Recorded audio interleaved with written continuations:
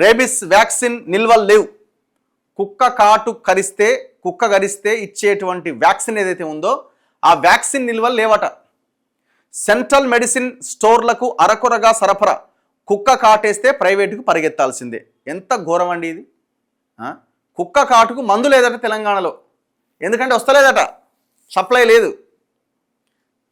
సూర్యాపేట జిల్లాలోని ఒక మండల ప్రాథమిక ఆరోగ్య కేంద్రానికి ఇటీవల కుక్క కాటుతో బాధితుడు వెళ్ళిండట. అక్కడ యాంటీ రేబిస్ వ్యాక్సిన్ లేకపోవడంతో వైద్య సిబ్బంది జిల్లా కేంద్రానికి వెళ్ళాలి అని సూచించారట.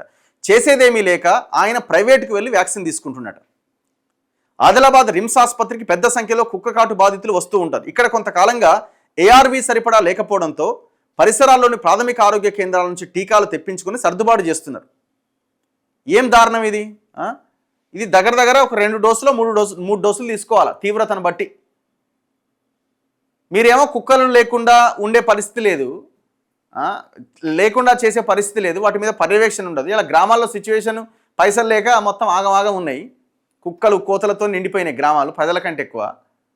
ఆ కుక్కలు గడిచి జనాలంతా హాస్పిటల్కి వస్తే హాస్పిటల్లో ఇంజక్షన్లు లేవు. ఎటు పోతుంది?